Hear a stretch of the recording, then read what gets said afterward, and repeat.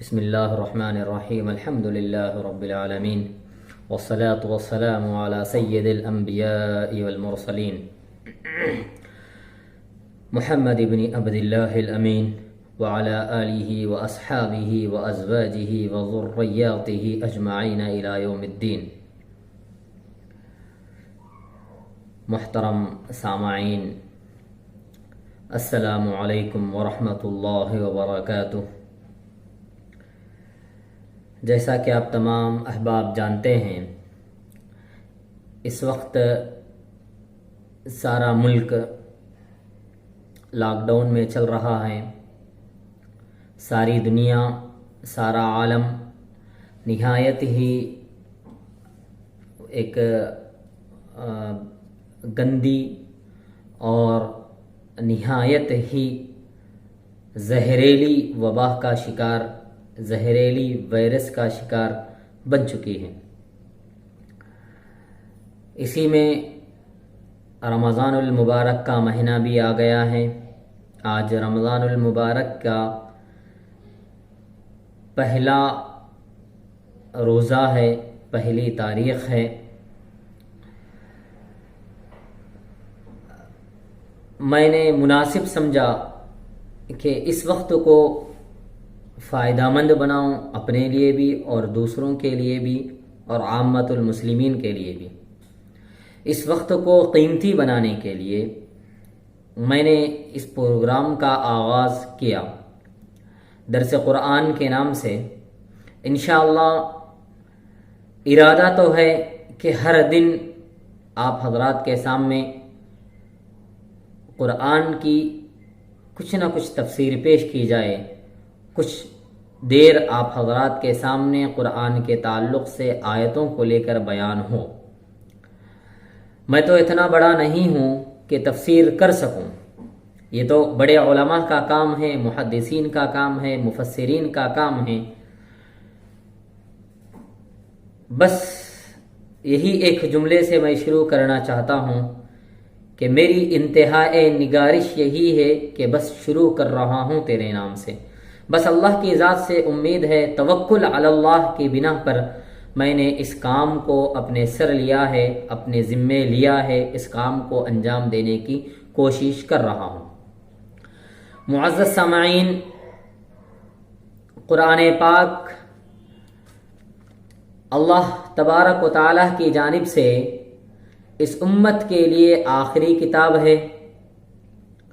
سارے عالم کے لیے، ساری دنیا کے لیے.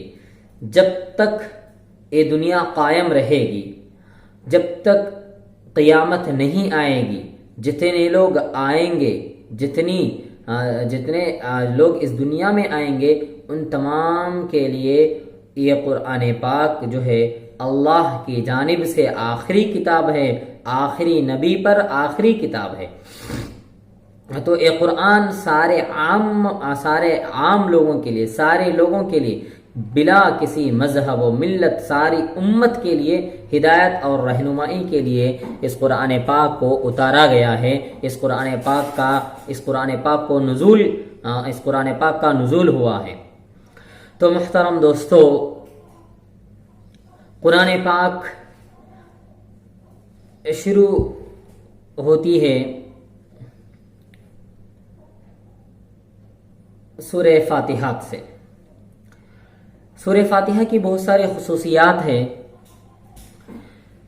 سورہ فاتحہ کی خصوصیات اس بنا پر ہے کہ قرآن پاک کی پہلی سورت ہے، جسے افتتاح قرآن کہا جاتا ہے، ام القرآن کہا جاتا ہے، اور اسی طریقے سے ام الکتاب کہا جاتا ہے، اور قرآن عظیم کہا جاتا ہے. یہ جو نامے ہیں یہ صحیح احادیث میں جو ہے اس کا تذکرہ ہے.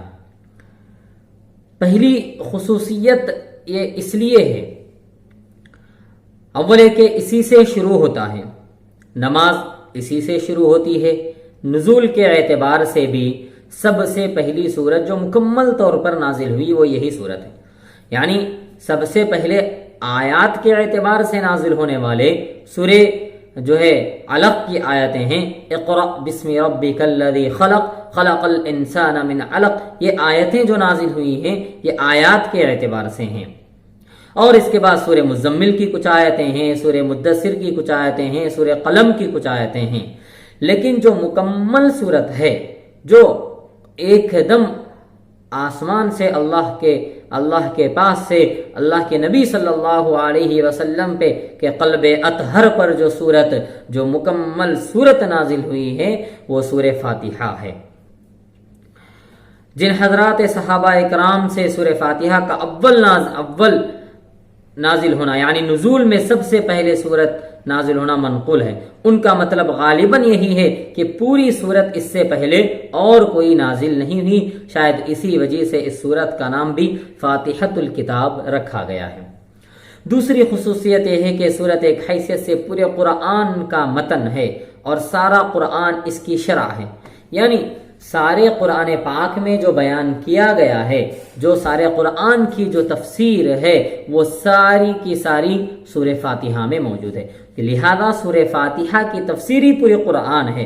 سورہ فاتحہ قرآن پاک کا متن ہے، قرآن پاک جو ہے اس کی تفسیر ہے، خواہ اس وجہ سے کہ پورے قرآن کے مقاصد ایمان اور عمل صالح میں دائر ہیں، اور ان دونوں چیزوں کے بنیادی اصول اس صورت میں بیان کر دیے گئے۔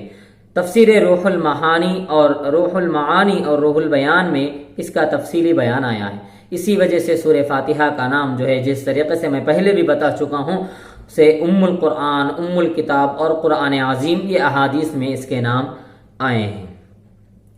تو محترم دوست سامعین، یہ سورہ فاتحہ کی کچھ جو ہے وضاحت تھی جو میں آپ کے سامنے کیا ہوں۔ قرآن پاک سورہ فاتحہ سے شروع ہوتا ہے۔ فاتحہ کے معنی ہیں حمد و ثنا، فاتحہ کے معنی ہیں حمد و ثنا، تعریف کرنا۔ تلاوت سے پہلے اللہ تبارک و تعالیٰ کی حکمت کو یہاں پہ جاننا بہت ہی ضروری ہے کہ اللہ تبارک و تعالیٰ نے تلاوت سے پہلے تعوذ کی حکمت دی ہے۔ اللہ سبحانہ و تعالیٰ نے تلاوت قرآن پاک میں ابتدا میں اعوذ باللہ من الشیطان الرجیم پڑھنے کا حکم فرمایا۔ یہ بات ہے کہ دفع مضرت مقدم ہے جلب منفعت پر، اسی لیے اس کی تفصیل یہ ہے کہ ایک مثال میں آپ کو یہاں پر دے کر سمجھاتا ہوں۔ آپ کلمے کو پڑھ لیجئے، ہم کلمہ پڑھتے ہیں لا الہ الا اللہ محمد الرسول اللہ۔ لا الہ الا اللہ پہلے ہیں کہ پہلے غیر اللہ کو دل سے نکالو، یعنی جو غیر اللہ ہے، جو اللہ کے علاوہ جو چیز ہیں، جیسے لوگ پتھروں کو مانتے ہیں، درختوں کو مانتے ہیں، درگاہوں پر مانتے ہیں، اور اپنے ماتھے کو جو ہے مزاروں پر ٹیکتے ہیں، اور اسی طریقے سے غیر اللہ سے ہونے کا یقین جو رکھتے ہیں، یعنی اللہ کے علاوہ بھی یہ کام کوئی اور کر سکتا ہے، تو یہ یقین جو عام لوگوں کے ذہنوں میں، عام لوگوں کے دلوں میں ہے، سب سے پہلے اللہ کو ماننے کے لیے شرط ہے کہ لا الہ الا اللہ، پہلے غیر اللہ کو دل سے نکالو، پھر الا اللہ کو دل میں پاؤ گے۔ یعنی جب تک انسان اگر کوئی اچھی سی قیمتی سے عطر اپنے جسم پر لگانا چاہتا ہے، اپنے جسم پر، اپنے کپڑوں پر ایک اچھی خوشبودار عطر کو لگانا چاہتا ہے، تو جب تک وہ اپنے جسم سے میل کو، اپنے کپڑوں سے گندگی کو دور نہیں کرے گا، اپنے جسم سے گندگی کو دور نہیں کرے گا، اس وقت تک اس قیمتی عطر کی خوشبو وہ اپنے جسم پر، اپنے کپڑوں پر نہیں پا سکے گا، نہیں سونگھ سکے گا، اس کا اثر اس پر نہیں ہوگا۔ اس قیمتی عطر کے اور قیمتی پرفیوم کے اور قیمتی چیز کہ جو ہے خوشبو اپنے جسم پر اور اپنے کپڑوں پر پانے کے لیے ضروری ہے کہ اپنے کپڑوں سے، اپنے بدن سے جو گندگی ہے اس کو پہلے دور کریں، اس کو پہلے صاف کریں اور اچھے سے نہا لیں، پھر اس کو اچھے سے صاف کریں، پھر اس کے بعد عطر کو لگائیں، خوشبو کو لگائیں، تو پھر جو ہے اس کی خوشبو وہ پا سکے گا، اس خوشبو کا اثر اپنے کپڑوں پر، اپنے جسم پر وہ پا سکے گا، ورنہ پھر وہی گندی بدبو اس کے اوپر جو ہے رہے گی۔ تو لا الہ پہلے ہے کہ پہلے غیر اللہ کو، اللہ کے علاوہ کو دل سے نکالو، پھر اللہ کو دل میں پاؤ گے۔ اسی طرح اللہ تعالیٰ کی لذت قرب کے لیے غیر اللہ سے طہارت اور پاکی ضروری ہے، جس طرح خوشبو کو پانے کے لیے، عطر کی خوشبو کو، پرفیوم کی خوشبو کو اپنے جسم اور اپنے کپڑوں پر پانے کے لیے جس طرح اس کی پاکی ضروری ہے، اس کو دور کرنا ضروری ہے، اسی طریقے سے اللہ تعالیٰ کی لذت پانے کے لیے، قرب کی لذت کو حاصل کرنے کے لیے جو ہے غیر اللہ سے پاکی اور طہارت اور پاکی ضروری ہے۔ اسی لیے کلمے میں لا الہ الا اللہ کو مقدم فرمایا کہ پہلے غیر اللہ کو دل سے نکالو، پھر اللہ کی خوشبو ملے گی۔ قرآن پاک میں ہے حریص علیکم بالمؤمنین رؤوف الرحیم، اللہ سبحانہ وتعالی نے رؤوف کو مقدم فرمایا رحیم پر، اور حریص علیکم کہ کیا معنی ہے کہ میرا نبی تم پر حریص ہے۔ اب سوال یہ پیدا ہوتا ہے کہ نبی کس چیز پر حریص ہے؟ نبی کس چیز پر حریص ہے؟ کیا نبی تمہارے مال پر حریص ہے؟ کیا نبی تمہارے جائیداد پر حریص ہے؟ کیا نبی تمہارے قبیلوں میں جو خوبصورت لڑکیاں ہیں ان پر کیا نبی حریص ہے؟ کیا نبی تمہاری کرسی پر حریص ہے؟ کیا نبی اپنے ایک علاقے کی بادشاہیت پر حریص ہے؟ نہیں، ان چیزوں سے نبی کا کوئی تعلق نہیں ہے، ان چیزوں سے نبی کا تعلق نہیں ہے۔ نہ نبی تمہارے جیب پر حریص ہے، نہ تمہارے مال پر، نہ تمہارے جائیداد پر، نہ تمہارے عورتوں پر، نہ تمہاری حکومت پر، بلکہ حریص علیکم ای علی ایمانکم وصلاح شأنکم، میرا نبی تمہارے مال کا نہیں بلکہ تمہارے ایمان کا اور تمہارے اصلاح حال کا حریص ہے، یعنی تمہارے اصلاح کرنے کا حریص ہے، تمہیں سدھارنے کا حریص ہے، تمہارے ایمان کو تازہ کرنے کا، تمہارے ایمان کو بڑھانے کا حریص ہے۔ آپ کی یہ شان کرم تو سب کے ساتھ ہے، خواہ مؤمن ہو یا کافر ہو، لیکن فرمایا بالمؤمنین رؤوف الرحیم، ایمانداروں کے ساتھ، ایمان والوں کے ساتھ بڑے ہی شفیق اور مہربان ہے۔ بالمؤمنین کی تقدیم بتاتی ہے کہ رافت اور رحمت صرف مؤمنین کے لیے خاص ہے، کافروں کے لیے نہیں۔ رافت کے معنی ہیں دفع ضرر کے ہیں، اور رحمت کے معنی ہیں جلب منفعت کے ہیں، اور دفع مضرت چونکہ مقدم ہے اس لیے اللہ تعالیٰ نے رؤوف کو رحیم سے پہلے نازل فرمایا۔ اسی قاعدہ کلیہ سے اللہ تعالیٰ نے تلاوت سے پہلے اعوذ باللہ من الشیطان الرجیم پڑھنے کا حکم دے کر دفع مضرت کو مقدم فرمایا کہ شیطان میرا دشمن ہے جو تمہارا بھی دشمن ہے، شیطان میرا دشمن ہے جو تمہارا سب سے بڑا دشمن ہے۔ تم قرآن پاک کو شروع کرنے سے پہلے، تم قرآن پاک کو پڑھنے سے پہلے اس شیطان کے وسوسوں کو بھگائیے، شیطان کو اپنے پاس سے بھگاؤ۔ یہ شیطان جو تمہارے قریب رہ کر تمہارے دل میں جو وسوسے ڈالتا ہے، تمہارے دماغ میں جو وسوسے ڈالتا ہے، ان وسوسوں کو پاک کرو۔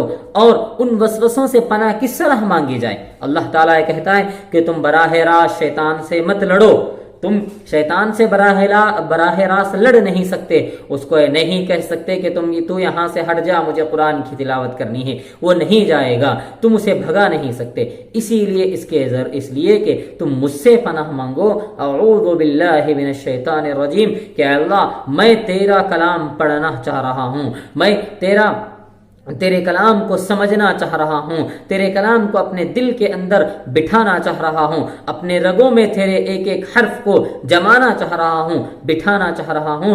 تو اس لیے پہلے ہے، شرط ہے کہ تم اعوذ باللہ من الشیطان الرجیم کے ذریعے شیطان سے مجھ سے پناہ مانگو، تو میں شیطان کو دور کروں گا، میں بھگاتا ہوں، اور وہ تمہارے دل میں وساوس نہ ڈالیں، اسی لیے میں شیطان کو بھگاتا ہوں۔ محدث عظیم ملا علی قاری رحمہ اللہ جو مرقات کی شرح ہے مشکات میں لکھتے ہیں کہ الشیطان کالکلب الواقف علی الباب، شیطان کی مثال اس کتے کی ہے جو دروازے پر کھڑا رہتا ہے. جیسے دنیا کے بڑے بڑے لوگوں کے دروازوں پر کئی فارنر قسم کے بھیڑیا نسل کے کتے جو کھڑے رہتے ہیں، تو شیطان کی مثال بھی جو ہے اس کتے ہی کی طرح ہے.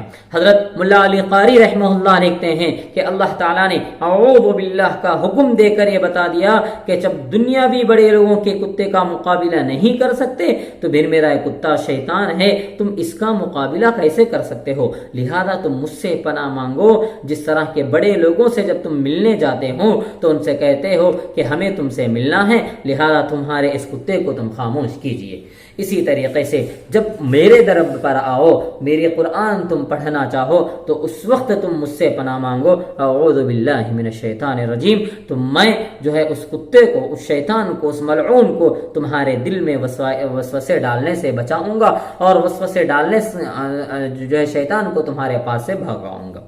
یہ ہوئی اعوذ باللہ من الشیطان الرجیم کی تعوذ کی حکمت اور اس کی کچھ تفصیل. اب آگے ہے تلاوت. آگے جو ہے تلاوت سے پہلے اور ایک چیز ہم لوگ عموماً پڑھتے ہیں اعوذ باللہ کے بعد، وہ ہے بسم اللہ الرحمن الرحیم. بسم اللہ الرحمن الرحیم قرآن پاک کی ابتدا ان 3 ناموں سے ہوئی جو نمبر 1 اسم اعظم ہے. نمبر 1 اسم اعظم، اللہ اسم اعظم ہے جو تمام اسم اعظم اسم ذات ہے جو تمام صفات کا حامل ہے اور انعام سوائے اللہ کے کسی دوسرے کا نہیں ہو سکتا. اسم اللہ جو ہے وہ سوائے اللہ کے کسی دوسرے کا انعام نہیں ہو سکتا. اسی طریقے سے دوسری صفت ہے رحمان اور رحیم. اللہ تعالیٰ نے تسمیہ میں اپنا تعارف کرا کے بندوں کو امید دلائی کہ جس مالک کا تم نام لے رہے ہو، جس مالک کو تم پکار رہے ہو، جس اللہ کا تم نام لے رہے ہیں، وہ اللہ نہایت ہی رحمان اور رحیم ہے، نہایت ہی مہربان ہے، بڑا مہربان ہے اور رحم کرنے والا ہے. تو یہ تعوذ اور تسمیہ کی کچھ مختصر سی وضاحت، مختصر سی تفسیر تھی جو آپ احباب کے سامنے جس کو بیان کرنا ضروری تھا. اب ہم آگے چلتے ہیں. قرآن پاک کی پہلی سورت جو ہے کتاب الفاتحات، ام القرآن جسے کہا جاتا ہے، الحمدللہ رب العالمین. محترم سامعین، الحمدللہ کے معنی ہیں سب تعریفیں اللہ کے لیے خاص ہیں. یہاں پہ نوٹ فرما لیں کہ تعریف کے 4 قسمیں ہیں. تعریف کے 4 قسمیں ہیں. نمبر 1 بندہ اللہ کی تعریف کرے. نمبر 2 اللہ بندے کی تعریف کرے. نمبر 3 بندہ بندے کی تعریف کرے. نمبر 4 اللہ خود اپنی تعریف کرے. اور یہ چاروں قسمیں اللہ کے لیے خاص ہیں. کوئی بھی مخلوق اس لائق نہیں ہے کہ اس کی تعریف کی جائے، اس کی حمد و ثنا کی جائے، اس کی بڑائی کی جائے. اگر کسی کی تعریف کی جاتی ہے تو دراصل اللہ کی تعریف ہے، کیونکہ بندے میں اگر کوئی خوبی ہے بھی تو وہ اللہ ہی کی عطا ہے. بندے میں اگر کوئی خوبی ہے تو وہ اللہ کی عطا ہے. اگر کسی بھیک مانگنے والا بھیک مانگ رہا ہے، بازار میں چوراہوں پر کہیں ٹھہر کر بھیک مانگ رہا ہے، تو کوئی آدمی آیا اور اس کے تھالے میں لاکھوں روپے ڈال کر چلے گا، یا پھر لاکھوں روپے کی کوئی چیز اس کے تھالے میں ڈال کر چلے گی، تو اب یہ جو کمال ہے وہ بھیک مانگنے والے کا کمال نہیں کہا جاتا، بلکہ اس کا کمال ہے جس نے اس کو عطا کیا، جس نے اس کو دیا. تو لہذا اگر تعریف کی جائے گی تو اس کی جائے گی جو دینے والا ہے. بھیک مانگنے والا تو مانگ رہا ہے، اس کا اس میں کوئی کمال نہیں ہے، دینے والے کا کمال ہے. اسی طریقے سے انسان کے اندر جو اعضاء ہیں، انسان دیکھتا ہے، انسان سنتا ہے، کان کی جو سنوائی ہے، آنکھ کی جو بینائی ہے، زبان کی جو بولنے کی جو طاقت ہے، وہ انسان کا کچھ نہیں ہے، وہ اللہ کی جانب سے عطا کردہ نعمتیں ہیں، اللہ کی جانب سے دی ہوئی نعمتیں ہیں. اس کا انسان کا اس میں کوئی کمال نہیں ہے. تو جو بھی تعریف ہوگی وہ اللہ کی تعریف ہوگی۔ اگر ہم اپنے اعضاء کو مرضی الہی کے خلاف استعمال کرنے کی اجازت نہیں، اگر کوئی شخص کرتا ہے تو مجرم ہے، اس لیے کہ اللہ کی دی ہوئی چیزیں ہیں۔ آنکھ اللہ کی دی ہے، یہ زبان اللہ کی عطا کردہ نعمت ہے، یہ کان کی سنوائی اللہ کی عطا کردہ نعمت ہے۔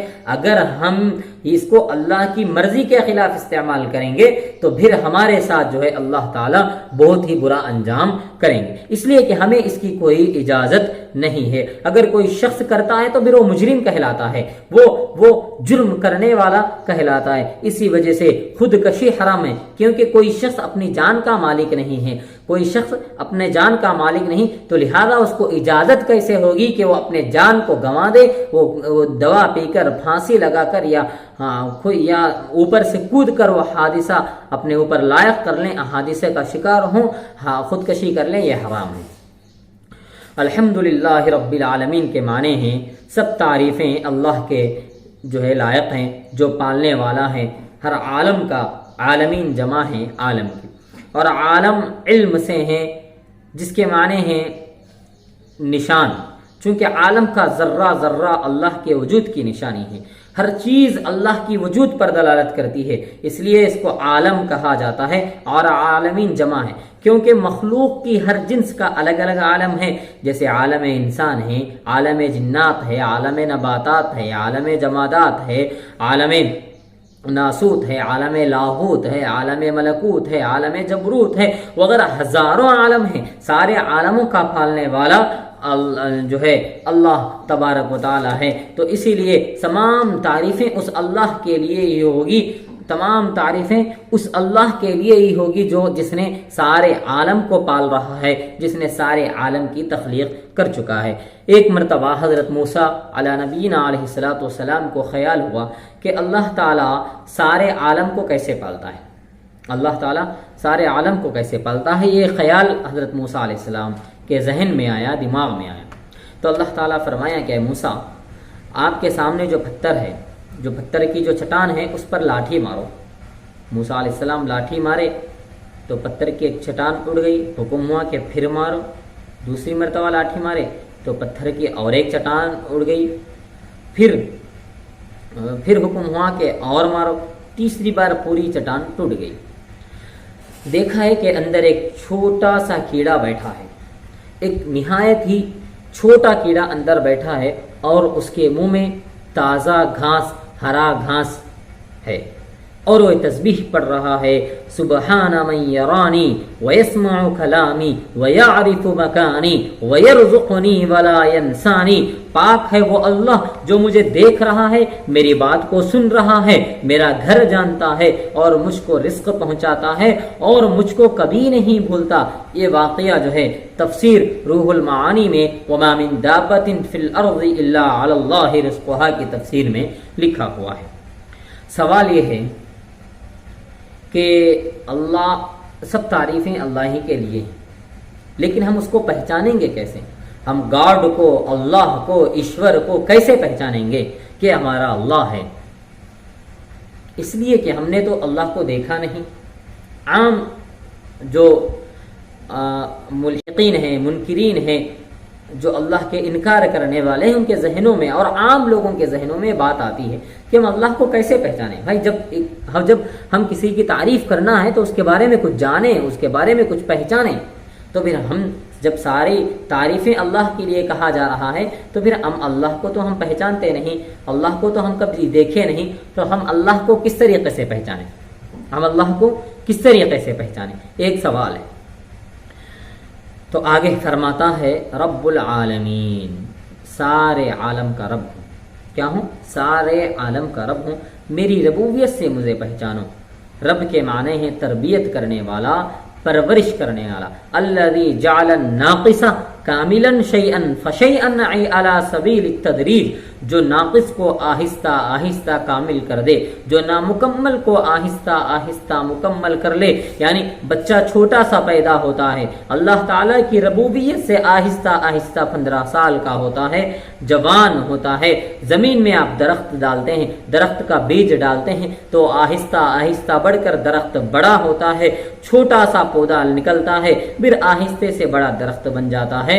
تو اللہ تعالی رب الاجسام بھی ہے اور رب الارواح بھی ہے، خالق الارزاق البدنیہ بھی ہے، خالق الارزاق الروحانیہ بھی ہے۔ یعنی ہمارے جسم کو بھی غذا دیتا ہے اور ہماری روح کو بھی غذا دیتا ہے۔ جسمانی غذا ماں باپ کے ذریعے دلاتا ہے، ماں باپ کے ذریعے دیتا ہے، اور روحانی غذا انبیاء کے ذریعے، اولیاء کے ذریعے، صوفیہ کے ذریعے، بزرگوں کے ذریعے، علماء کے ذریعے، نیک بندوں کے ذریعے روح کا غذا جو ہے اللہ تبارک و تعالی دیتا ہے۔ اور روح کی غذا کیا ہے؟ وہ ذکر و عبادات ہیں، تلاوات ہیں، نمازیں ہیں، جس سے رفتہ رفتہ تربیت ہوتی ہے۔ جس طرح جسم 15 سال میں بالغ ہوتا ہے تو روح بھی بالغ ہونے میں بھی کچھ زمانہ لگے گا۔ یہی شان ربوبیت ہے اور یہی اللہ ہونے کی دلیل ہے، الحمدللہ کی دلیل ہے۔ رب العالمین اگر کوئی بچہ پوچھے کہ کیا دلیل ہے کہ آپ ہمارے امی ابا ہیں، تو ماں باپ کہیں گے کہ بیٹا ہم نے تیرے لیے گھر بنایا ہے، ہم نے تیرے کھانے پینے کا بندوبست کیا ہے، تیرے تعلیم کا بندوبست کیا ہے، تیری شادی کی ہے، تجھے جوان کیا ہے، تجھے بڑا کیا ہے، تجھے کھلایا ہے پلایا ہے، تیرا اچھا برے کا خیال کیا ہے، تو ہم ہی تیرے ماں باپ ہیں، ورنہ ہم کیوں کریں گے؟ ہمیں یہ ٹینشن کیوں لیں گے؟ ہمیں یہ ذمہ داری کیوں اٹھائیں گے؟ تو ہمارا بچہ ہے اس لیے ہمیں کر رہے ہیں۔ تو اسی طریقے سے رب العالمین ہے کہ میں تمہیں پال رہا ہوں، تمہارے پالنے کے لیے میں نے زمین آسمان چاند سورج بنائی اور ان بادلوں اور ہواؤں کا سارا نظام کائنات پیدا کیا اور ساری کائنات کو تمہاری خدمت میں لگا دیا۔ اور ایک لقمہ جو تمہارے منہ میں پہنچتا ہے، ایک لقمہ جو تمہارے منہ تک پہنچتا ہے تیار ہونے میں، اس لقمے کے تیار ہونے میں ساری کائنات کی خدمت ہے۔ یہی میری نشانی ہے، میرے ربوبیت، لہذا میری ربوبیت کی دلیل ہے کہ میری الوہیت ہے۔ تمہیں پالنا دلیل ہے کہ میں تمہارا اللہ ہوں، میں تمہارا رب ہوں، میں تمہاری پرورش میں پوری کائنات میں تمہاری پرورش میں تمہارا خادم بنا دیا۔ تو سوچو کہ تم کس لیے ہے، کس لیے ہو؟ حضور صلی اللہ علیہ وسلم کا ارشاد ہے، ان الدنیا خلقت لکم وانتم خلقتم للآخرہ، یعنی ساری دنیا تمہارے لیے پیدا کی گئی اور تم آخرت کے لیے پیدا کیے گئے ہو۔ محترم دوستو، یہاں تک تو ہم اس تفسیر کو جو ہے الحمدللہ رب العالمین کی ایک تفسیر سنے ہیں۔ قرآن پاک کی مکمل تفسیر کرنا اور ہر آیت کی مکمل تفسیر کرنا، اور یہ بہت ہی نہایت ہی مشکل کام ہے، یہ بڑوں کا کام ہے۔ ایک بزرگ لکھتے ہیں کہ 10 سال درس قرآن کو جمع کیا گیا تو پہلا پارے کا پہلا پاؤ مکمل ہوا۔ تو یہ ممکن نہیں کہ ہم قرآن کی تفسیر کو کریں، مکمل طور سے بیان کریں، اسی لیے آج میں اس ایک آیت پر جو ہے اپنی تفسیر کو روک رہا ہوں۔ انشاءاللہ پھر آگے کل اسی وقت جو ہے اس تفسیر کو آگے بڑھایا جائے گا۔ انشاءاللہ یہ تفسیر کا جو سلسلہ ہے وہ جاری رہے گا۔ دعا کرتا ہوں کہ اللہ پاک ہمیں توفیق عمل سے نوازیں، اور اسی طریقے اللہ پاک سے دعا ہے کہ اللہ پاک ہمیں رمضان المبارک کو آسانی کے ساتھ گزارنے کی توفیق نصیب فرمائے۔ انشاءاللہ پھر کل اسی وقت جو ہے اسی چینل پر یہ تفسیر کو نشر کیا جائے گا۔ وآخر دعوانا ان الحمدللہ رب العالمین۔